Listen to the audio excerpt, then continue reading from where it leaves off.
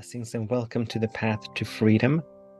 Once again, as always, I'm Daniel Roquillo, and as always, I'm grateful that you are finding your way here, that you're choosing to tune in, that you're choosing to join me in a moment of expanding our consciousness and raising our vibration through study, through making ourselves open and available for insights and realizations that allow us to change how we move through the world, that allow us to become aware of what no longer serves so that we can release and let that go. And in turn, allowing for the greater, the grander to emerge from within us. Today, we are talking about the art of manifestation, the path of manifestation. We are talking about micromanaging, or another way of saying it, of surrendering. And the topic for today is let's not micromanage manifestation.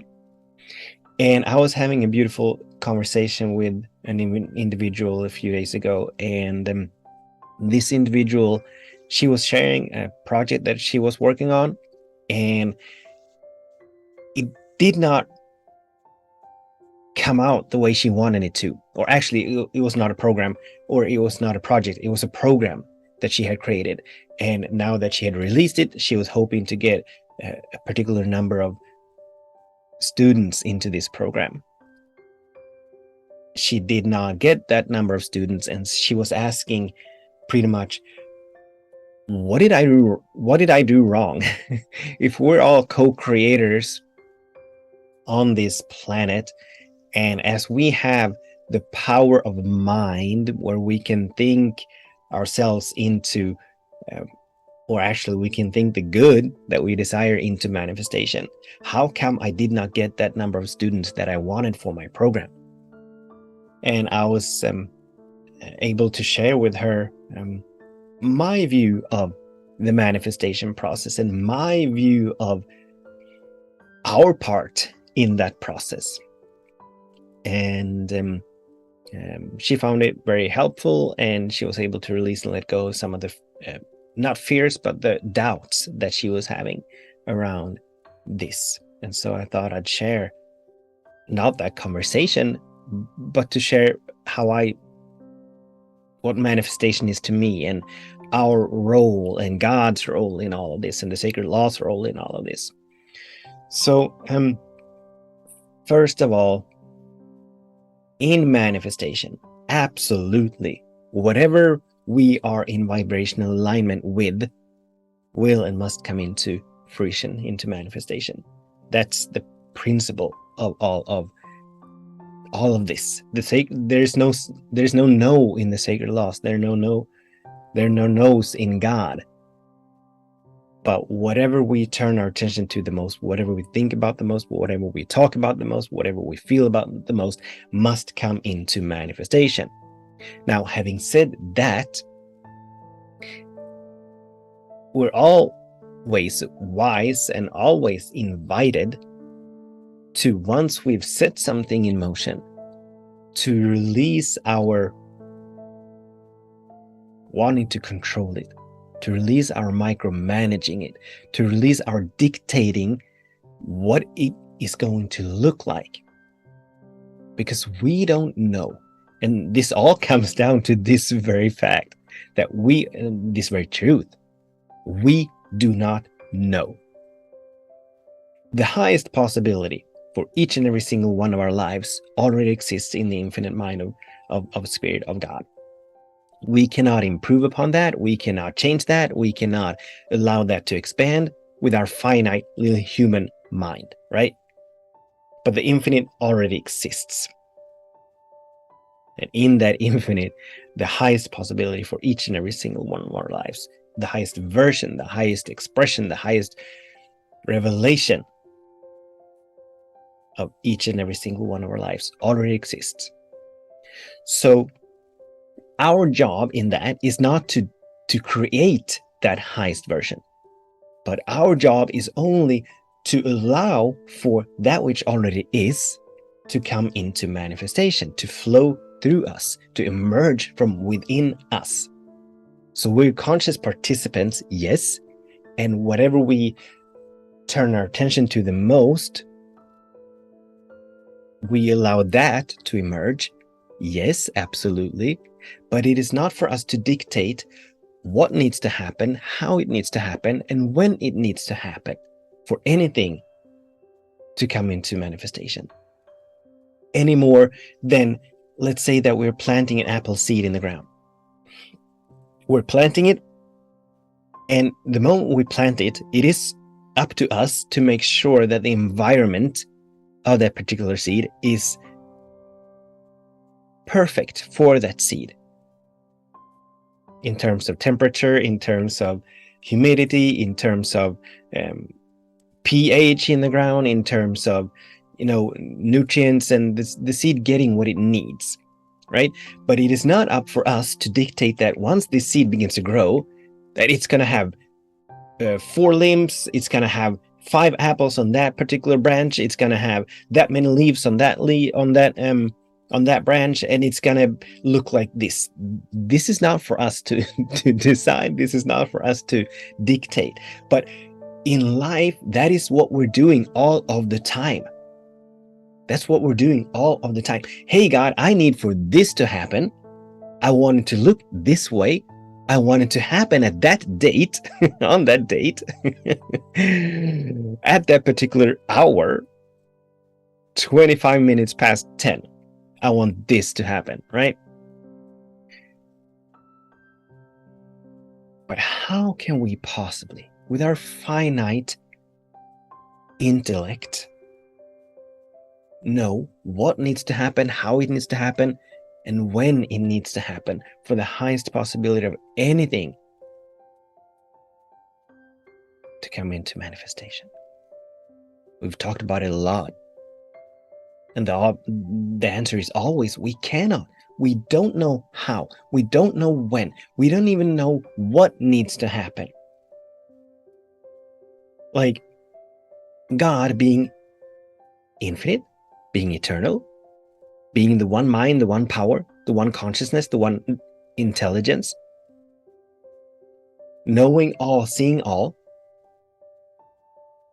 and always expressing itself perfectly. Always expressing itself perfectly, which means that God never is late, God is never early, but God is always right on time. Whatever needs to happen for that apple seed to come into, to allow for the greatest expression of that particular seed, it will happen when it needs to happen. And it doesn't matter if I can't see it. It doesn't matter if I don't trust it. Actually, that does matter.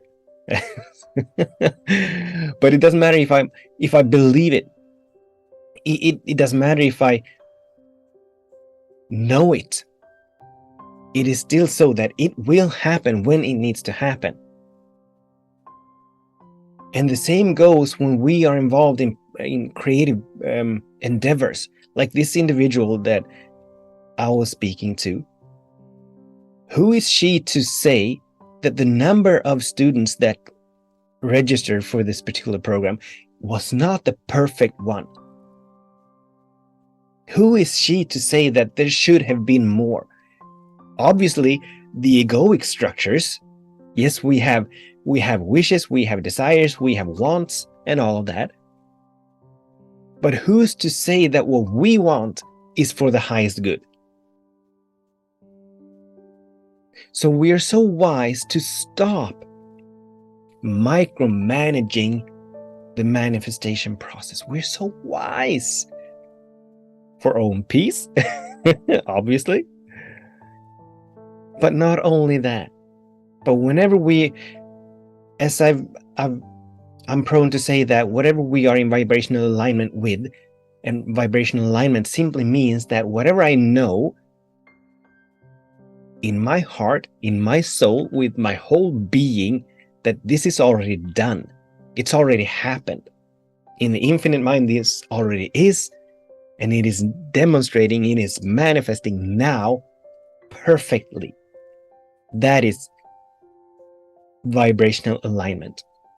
So if whatever we are in vibrational alignment with, calls forth the very thing that we are in vibrational alignment with.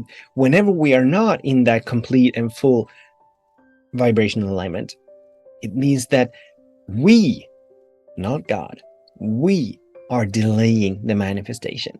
We are obstructing the manifestation.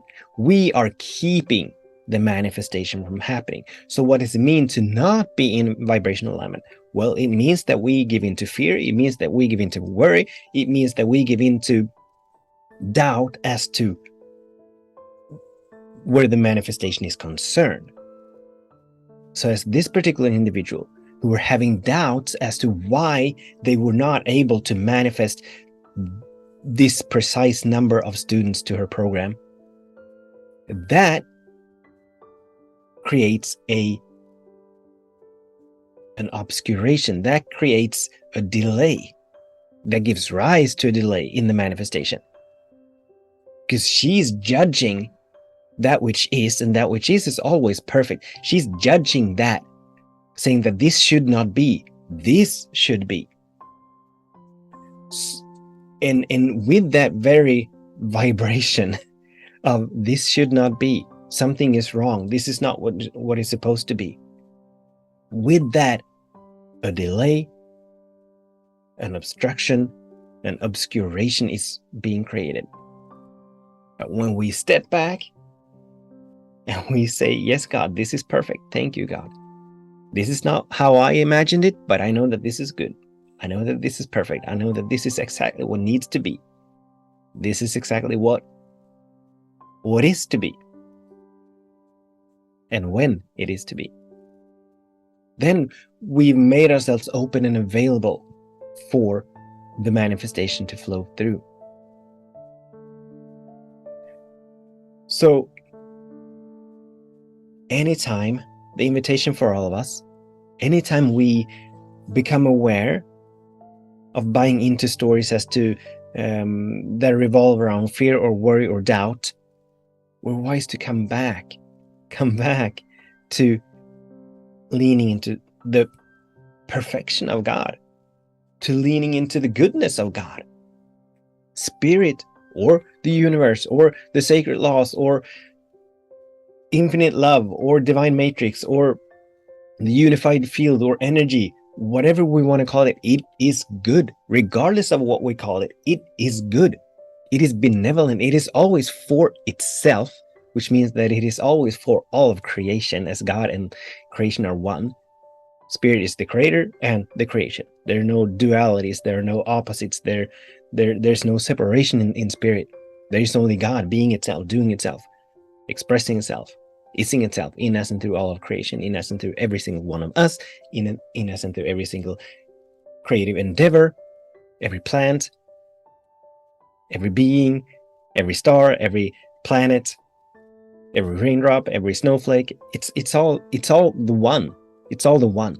And this, the one, is always for itself. It does not, and it cannot compromise itself. It cannot diminish itself or be against itself. So it is always for itself. So every single dream, vision, intention that we catch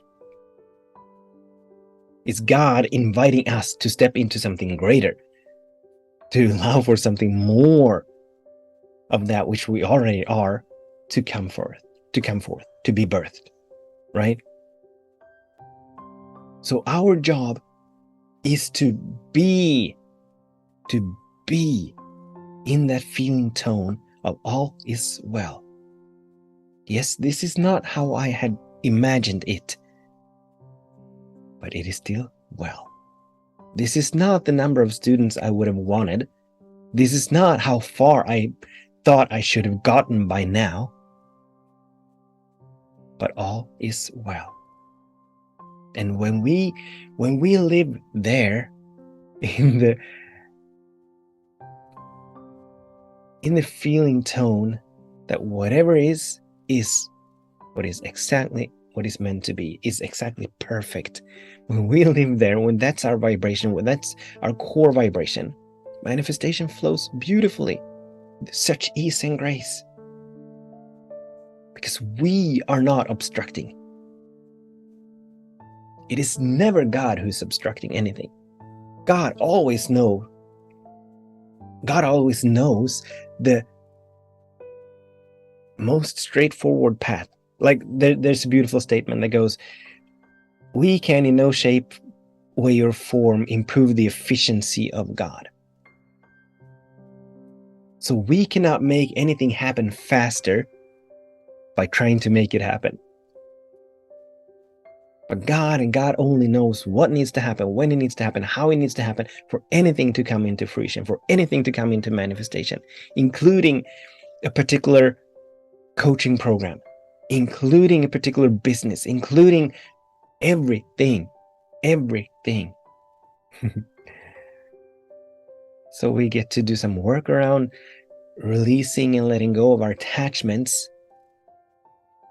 of the fears, the worries, the doubts. Not necessarily root them out, but releasing and letting go of our attachments to them.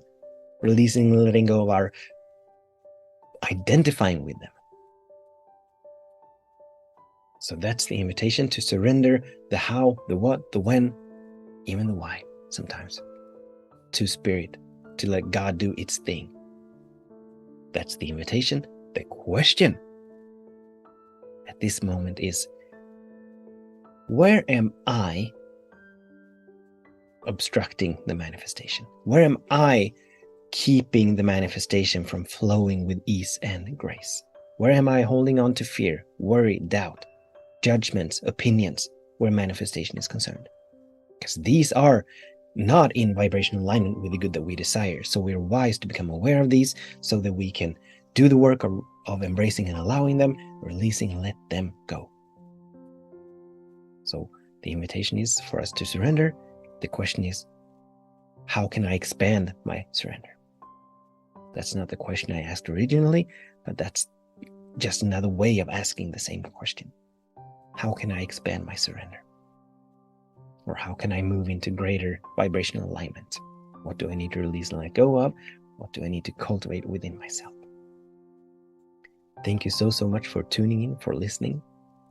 Until the next time, much love, many blessings. Namaste.